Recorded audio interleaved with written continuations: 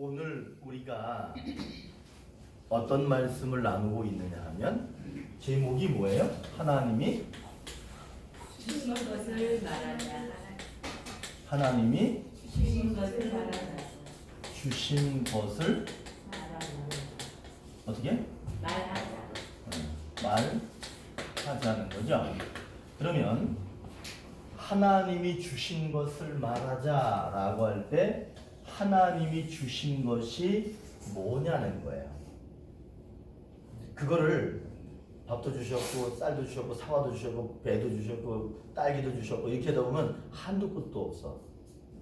그러면 하나님이 주신 게 뭐냐라고 하면 오늘 바울은 그거를 은혜라고 얘기합니다. 그리고 또 하나가 뭐냐 하면 평강이라는 거예요.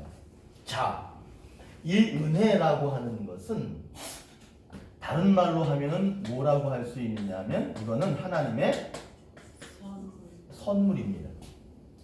자, 제가 여기 쓰진 않고 말로만 할게요. 하나님이 은혜인데 은혜를 주셨는데 그 은혜로 주신 선물 중에 가장 귀한 게 뭐냐면 따라합니다. 예수 그리스도. 예수 그리스도. 그분이 오셔서 우리를 위해서 십자가에 죽으셨어요. 그래서 우리가 무엇을 받았냐 하면 죄에서부터 자유함을 받았습니다. 죄에서부터 용서함을 받았습니다. 그것이 가장 큰 선물이에요. 이 선물은 그 예수 그리스도는 영적인 선물이에요. 우리의 영혼을 구원하시는, 우리의 영혼을 하나님 나라로 데려가는 그런 구원의 영적인 선물입니다. 그 영적인 선물을 소유하고 있는 사람들에게 하나님이 무엇을 주시냐 하면, 읽어보세요. 물질을 주십니다. 그러니까 물질 그러면 무슨 생각이 드세요? 이 물질이라고 하는 거는 오늘 딸기 먹었어요, 안 먹었어요? 먹었어요. 오늘 뭐 또 먹었지? 떡, 귤, 떡, 굴, 돼지고기, 소고기 국, 그냥 국, 식혜. 내가 다 쓰면 한도 끝도 없어. 자, 하나님이 우리에게 영적인 것을 줬는데 우리의 영혼을 구원하기 위해서는 예수 그리스도를 주셨고, 그 다음에 예수 그리스도를 믿는 모든 사람뿐만 아니라 사실은 예수 믿지 않는 모든 사람들에게까지 뭘 주셨다? 물질을 주셨는데 그 물질이라고 하는 것은 막 이런 건데 사실은 그 중에 가장 소중한 물질이 뭐냐면 이게 잘 기억하셔야 돼요. 뭐예요? 왜냐하면 이 몸 안에 뭐가 들어있냐 하면 영혼이 들어있어.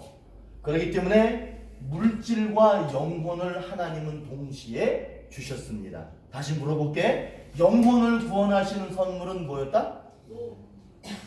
예수 그리스도. 그리고 그것은 그 예수 그리스도를 뭐가 담고 있어? 몸이 담고 있어. 이 몸은 이거 먹어야 돼, 안 먹어야 돼? 먹어야 돼, 안 먹어야 돼? 이런 것들을 다 하나님이 주셨어. 그렇게 사실 따지고 보면 하나님은 우리에게 몇 가지의 선물을 주셨냐? 우수한 선물. 우수한 선물. 그렇지. 셀 수 없이 많은 선물을 우리에게 주셨어. 그렇기 때문에 우리들은 하나님이 주신 선물로 사는 거예요. 그리고 우리들은 무엇을 말해야 되느냐 하면 하나님이 주신 선물을 말할 수 있어야 되는 거예요. 그럼 그 사람이 진짜 그리스도인이죠. 그 사람이 진짜 멋있는 그리스도인 되는 거예요. 그리고 하나님이 또 뭘 주셨대? 평강이라고 주셨어. 이거는 뭐냐면 마음이 편한 거. 마음이 편합니까? 사실 사는 게? 저는 그냥 감기만 조금 와도 마음이 안 편해. 엄청 힘들어. 그리고 어떤 사람이 지나가다가 아니면 내 아는 사람이 말 한마디라도 나한테 좀 기분 나쁘게 하면 마음이 아주 불편해. 편하지 않아. 아주 불편합니다. 그러나 여러분, 우리들에게는 누가 계시냐 하면 예수 그리스도가 계십니다. 그렇기 때문에 마음이 불편하고 마음이 아프고 속상하고 괴로워도 낙심이 오고 절망이 오고 다 때려치고 싶은 그런 마음이 들어도 여러분들이 반드시 잊지 말아야 될 게 뭐냐면 하나님은 내게 같은 말이야. 평화. 내게 평화를 주셨다. 내 안에는 나는 지금 이 안에 소용돌이가 치고 있지만 내 안에는 뭐가 있다? 평화가 있다. 그러니까 하나님이 주신 게 뭐예요? 평화야. 그러면 우리가 평화를 가지고 있는 사람들은 이제 무엇을 말해야 돼? 평화를 말하는 거. 자, 우리는 이제 두 가지를 가졌고 두 가지를 말할 수 있어야 돼요. 한 가지는 뭐냐면 하나님이 내게 선물을 많이 주셨어요. 또 하나님은 내게 평화를 주셨어요. 그렇기 때문에 우리는 그것을 우리 어디에 가지고 있냐면 영혼에도 가지고 있고 몸에도 가지고 있고, 그러니까 우리는 그것을 말하는 거예요. 이제 우리들은 말할 때 무엇을 말해야 되느냐 하면 여러분들이 주님으로부터 받은 거를 말하면 돼. 하나님이 나한테 딸기 주셨다 이렇게 말하면 되는 거예요. 하나님이 나한테 딸기 주셨다라고 말할 때 그게 다른 사람한테 상처가 됩니까? 안 됩니까? 안 되지. 하나님이 오늘 나에게 쇠고기국을 주셨다? 여러분 이게 상처가 됩니까? 안 됩니까? 안 돼요. 오늘 사실은 이기영 장로님네 아들하고 며느리가 와가지고 아침부터 열심히 하더라고. 뭐 일하시는 분 늘 열심히 하셨지만 그럴 때 그분들에게도 우리가 한마디 할 때 오늘 참 감사했습니다 라고 얘기하면 그 사람이 상처가 됩니까? 안 됩니까? 안 돼요. 그거는 다 평화를 위한 가지고 있는 것을 말하는 것이고 내 안에 그리스도를 가지고 있는 사람으로서 그렇게 말할 때 평화롭고 아무런 문제가 없다는 거예요. 그러면 오늘 이렇게 얘기하는 거야. 평강을 주셨고 은혜를 주셨어. 이게 선물이야. 그러면 이 선물을 가지고 있는 우리가 그 선물을 전달하듯이 말하는 거예요. 그러면 어떤 결과가 나타난다고 오늘 얘기하냐면 이거 중요한 거야. 서로 지적하지 않고 서로 지적하지 않는다는 거야. 지적하면 상처 입어요. 지적하면 마음이 괴롭습니다. 그리고 또 하나가 뭐냐 하면 우리의 믿음이 흔들거려 안 흔들거려? 흔들거리지 않는다는 거야. 여러분 웃기죠? 믿음이라고 하는 거 또 우리가 서로 지적하지 않는 거 이렇게 하면 그냥 이렇게 하지 않으면 되는 것처럼 느껴지지만 뭐 때문에 이런 일들이 벌어지냐 하면 말이에요. 그렇기 때문에 우리의 입에서 나오는 소리는 이제부터 은혜로운 소리, 평화로운 소리, 그리고 하나님이 주신 선물 같은 소리, 그리고 다른 사람의 마음을 편하게 하는 것, 이런 말들이 되어야 됩니다. 그러면 우리들이 얻는 거는 뭐냐면 내가 지적당하지 않는 거야. 나한테 너는 옷을 왜 그렇게 입었니? 그렇게 하면 기분 좋아요, 나빠? 나빠. 사실은 그것도 맞는 거예요. 그 다음에 우리의 믿음이 흔들리지 않게 되는 거예요. 오늘 사실 말씀은요 이 내용이에요. 자, 그러면 오늘 우리가 이제 그것만 잠깐만 좀 빨리 좀 분석을 해볼게요. 오늘 이 말씀에서 문제가 뭐래요? 문제 한번 읽어보겠습니다. 시작. 거기 주보에 있죠. 책망, 흔들리는 것이라는 거야. 자, 책망이라고 하는 것. 책망이라고 하는 게 뭐냐 하면 책임을 그 사람한테 막 얘기하는 거야. 너는 왜 그렇게밖에 못하냐? 라고 하는 거야. 물론 훈련을 받고 교육을 받아야 되는 사람들이 있습니다. 그러나 여러분, 우리가 가정 안에서 교회 안에서 서로 그리스도 안에 있을 때에는 그 사람의 인격에 대한 이야기나 이런 책망을 해서는 안 된다는 거예요. 그 다음에 이거는 믿음이 흔들리는 걸 얘기하는 거예요. 우리 삶의 문제가 뭐냐면 지적하는 거, 그 다음에 믿음이 흔들리는 게 문제인 거예요. 여러분 이렇게 되면 안 됩니다. 이런 문제가 오면 안 되는 거야. 그러면 이런 문제가 오지 않고 어떤 하나님의 약속이 주어지느냐 하면 8절 한번 읽어볼게요. 시작. 주께서 너희를 우리 주 예수 그리스도의 날에 책망할 것이 없는 자로 끝까지 견고하게 하시리라 라고 할 때 거기에 책망이 나오죠. 책망받지 않고 끝까지 어떻게 하신다? 견고하게 견고하게 하신다는 거예요. 우리가 신앙생활하고 가정생활하고 교회생활하고 사회생활하고 직장생활하고 그럴 때 다른 사람들로부터 책망 들으면 장사 안 됩니다. 그 가정 욕먹습니다. 우리 애들 밖에 나가면 욕먹습니다. 책망 들으면. 그리고 믿음이 있다가 없다가 없다가 있다가 없다가 있다가 올라갔다 내려갔다 올라갔다 이렇게 되면 안 되네요. 그거는 신앙이 있구나. 근데 좀 이따 보니까 신앙이 또 없어. 또 저 신앙 없네? 그럼 갑자기 또 신앙이 또 있어. 이렇게 되면 주님이 헷갈릴까 안 헷갈릴까? 아유 헷갈리실 거야. 구원하려고 그랬다가 안 구원하려다가 하려고 그랬다가 안 하려고 이렇게 되는 거야.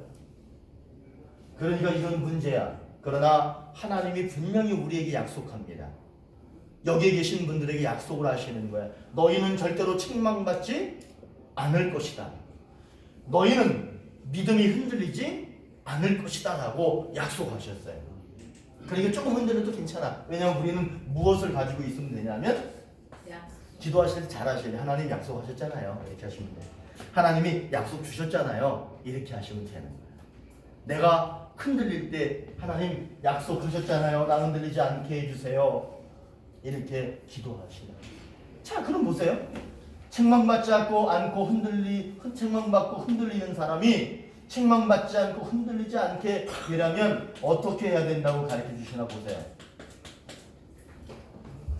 3절 시작. 하나님 우리 아버지와 주 예수 그리스도로부터 은혜와 평강이 있기를 원하노라 라고 할 때 원하노라 라고 하는 거는 뭐냐면 나에게 있기를 바란다가 아니라 여러분에게 하나님과 예수님이 주시는 은혜가 있기를 바랍니다. 평강이 있기를 바랍니다. 이렇게 말하는 거예요. 이거는 자기 혼자서 꿍 하고 말하는 게 아니야. 이거는 그 사람들에게 얘기할 때 그렇게 얘기하는 거예요. 3절에서 하나님과 예수님이 주시는 은혜와 은혜하고 평강이 있기를 뭐 어떻게 한다는 거야? 원하노라.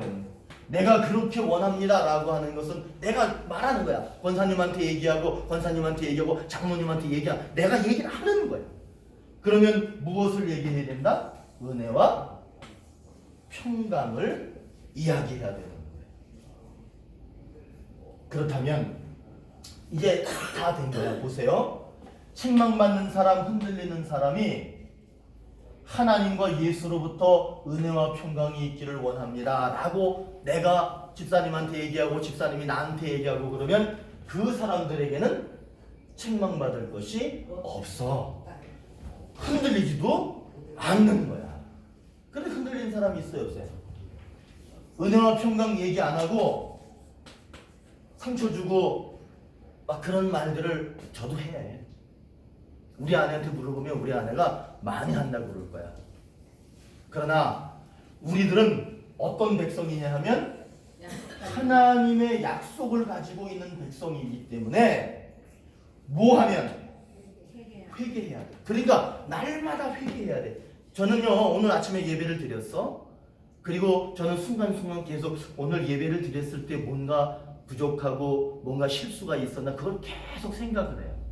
내가 오늘 장로님들하고 밥을 먹으면서 얘기를 했고 내가 어느 권사님을 이렇게 쳐다봤을 때 혹시나 내 눈빛이 딱딱하진 않았을까? 내가 좀 사랑스럽지 못한 눈빛을 갖진 않았을까? 그런 생각을 계속 합니다. 왜냐하면 내가 더 좋아지기 위해서 그렇게 하는 거야. 그래야 책망받을 게 없어. 그러면 은혜로운 말하고 평강을 원하노라 이렇게 말해야 되는데 그렇게 하지 못한 사람 뭐 해야 되냐면 회개해야 돼. 그게 몇 절에 있느냐면 없어 거기에. 자 그러나 한번 보세요. 시작. 하나님이 주신 것을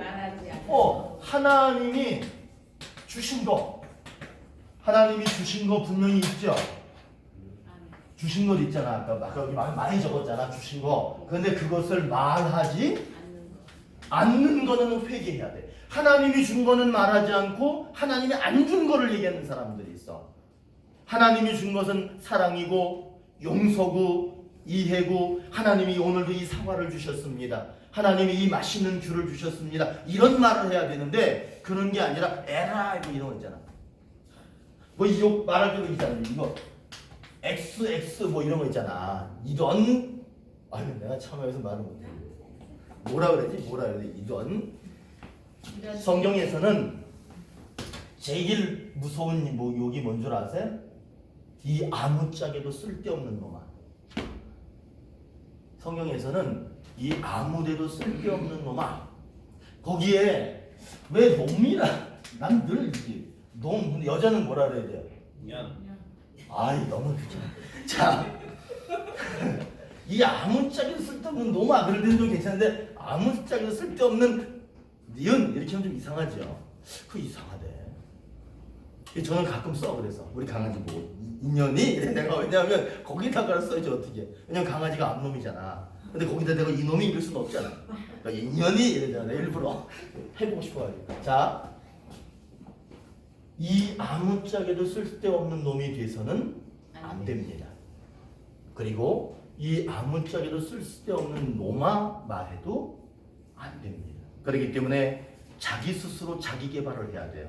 자기 스스로 자기를 지금보다 더 나은 사람으로 바꿔가야 됩니다. 그게 뭐냐면 지적받지 않는 삶을 살아야 되는 거예요. 그리고 이 아무쪽에 쓸데없는 놈아 라고 하는 지적하는 것도 하지 말아야 합니다. 그렇게 되는 것이 하나님의 뜻이야. 자, 그러면 하나님이 주신 거는 말하지 않는 거는 회개해야죠. 그런데 순종할 게 있어. 순종할 거는 뭐냐면 하나님이 예수님이 주신 은혜와 평강을 말하자. 한번 따라해보세요. 말하자. 저한테 말씀하시지 말고 자기 귀에다가 얘기하셔야 돼. 자, 따라해보세요. 하나님과 자기한테 하는 거야. 예수님이 주신 은혜와 평강을 말하자. 나한테 하시는 거야. 그렇게 하시는 거야.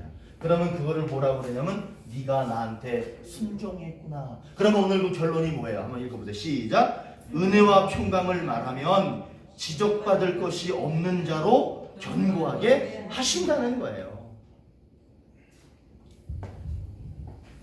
자, 그럼 이제 요거만 이쪽에 써볼게요. 그러면 자, 거기 이제 말씀해 보세요. 오늘 문제가 뭐였어요? 이쪽에 전환해서 볼 때 뭐가 문제? 지적받고 흔들리는 거.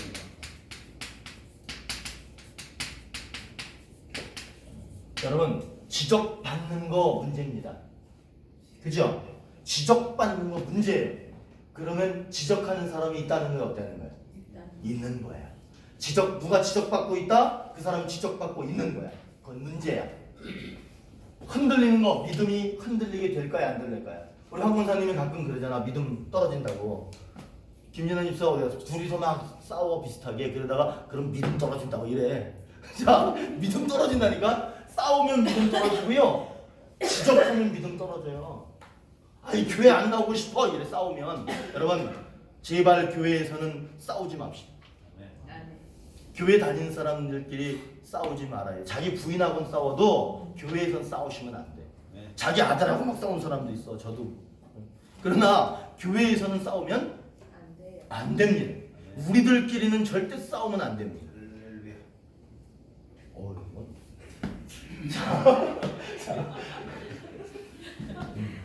그 다음에 분명한 건 지적받으면 안 되고 흔들리면 안 돼.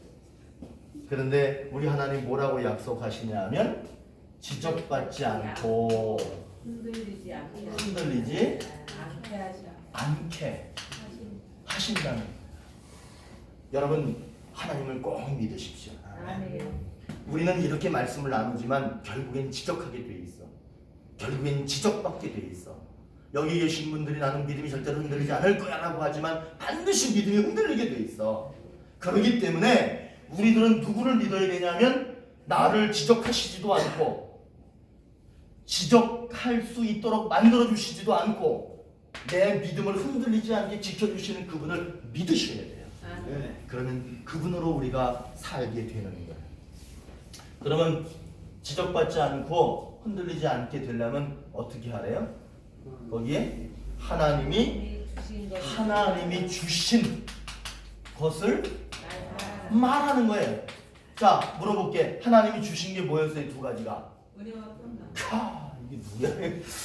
저는요, 죄송한데 저는 예전에 저기 이상형이 누구야? 전제 그랬어. 사람들이 물어보잖아. 결혼할 때 이상형이 어떤 사람이냐라고 저한테 물어본 사람이 많았어요. 저 의외로 제가 그 선도 많이 들어왔어. 안 믿어주시나 본데 의외로 제가 선도 많이 들어왔어요. 내가 그럴 때 얼마나 여유가 있었냐면 내가 골라서 가면 골라서 여유가 있어요, 이 사람. 근데 보세요. 그 하나님이 주신 것을 말하자.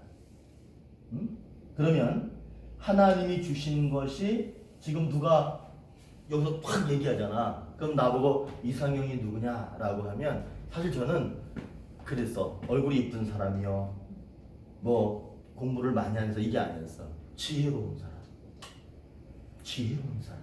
여러분, 지식하고 지혜하고는 좀 달라요. 지식은 뭔 줄 아세요? 지식은 그냥 내가 책 보고 이론적으로 아는 거. 그냥 아는 거야. 내가 오늘 예를 들어서 문제가 책망이다. 그럼 그거 외우면 그게 지식이 되는 거예요. 그러나 지혜라고 하는 것은 순간순간 판단하고 구별을 잘하고 내가 이것을 해야 되나 말아야 되는지 그것을 잘 구별하는 사람이에요. 내가 이때는 이 말을 해야 될까 말아야 될까를 잘 구별하는 사람이 어떤 사람이라고요? 지혜로운 사람이야.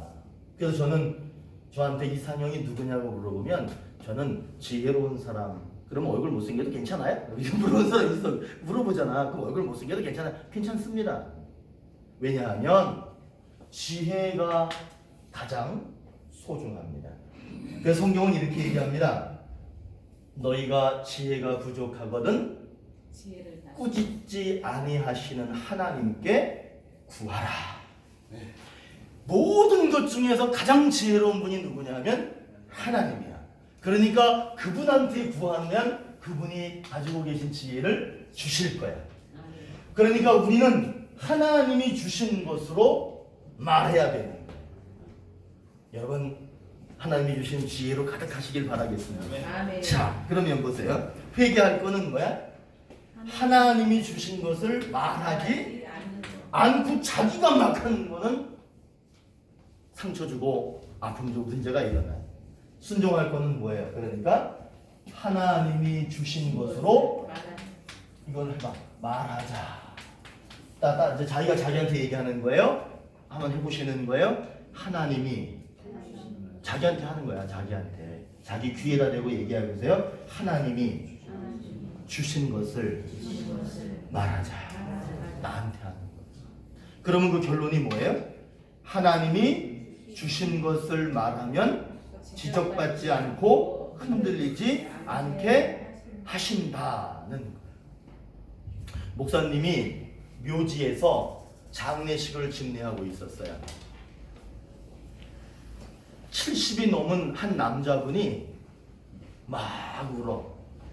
알고 봤더니 그 70 중반 넘은 분의 부인 되시는 분이 돌아가신 거야. 근데 이분이 그렇게 얘기를 해. 나는 50년 넘도록 내 아내하고 살았습니다. 그런데 이 아내가 이제는 내 곁을 떠났습니다. 그러면서 그 관을 붙들고 뭐라고 그러냐면, 여보, 난 당신을 너무너무 사랑했어. 나 당신을 너무너무 사랑했어. 막 울부짖는 거야. 이 소리가 그냥 보통 우는 게 아니라 막 장례식장이 막 엉망이 돼버리는 거야. 그러니까 주변에 있던 친구들이 막 말려. 아유, 알았으니까 그만하라고. 그리고 자식들이 와가지고 막 말려요. 아버지 그만하세요. 이제 그만 진정하세요. 아버지 그런 마음 다 이해해요. 이제 좀만 조용히 해주세요. 관이 땅속으로 내려갑니다. 이렇게 내려갔어. 그리고 나서 그 관 위에다가 한 삽씩 퍼가지고 이렇게 올리잖아요. 가족들이, 자식들이 이렇게 했어. 근데 이 노인, 그 남편 되시는 그분은 절대로 그 흙을 거기다가 얹지를 못해. 그러면서 다시 막 통곡을 합니다. 큰 소리로 얘기를 해. 여보, 난 당신을 정말 사랑했어. 가족들이 뜯어말려. 딸들이 막 뜯어말려. 아버지를 막 진정시키려고 그래. 그러니까 자식들을 향해서 뭐라고 그러냐면 나는 니네 엄마를 진짜 사랑했단다. 나는 네 엄마를 정말 사랑했단다. 장례식에서 사람들이 이제 한 사람 두 사람 다 돌아갑니다. 그런데 이 노인이 돌아가질 않아. 계속해서 그 무덤을 붙들고 있는 거야. 그러면서 뭐라고 그러냐면 여보, 난 당신을 정말 사랑했어. 난 당신을 정말 사랑했어. 그러고 있는 거예요. 그러니까 그 장례식을 집례했던 목사님이 갔어. 그래가지고는 슬프신 거 이해가 됩니다. 그러나 이제 마음을 좀 진정하시고 이제 댁으로 돌아가시지요. 그렇게 얘기합니다. 그때 이 노인이 얘기합니다. 나는 정말로 내 아내를 사랑했습니다. 아마 목사님은 이해 못하실 거야. 나는 정말 사랑했습니다. 이렇게 얘기를 하는 거예요.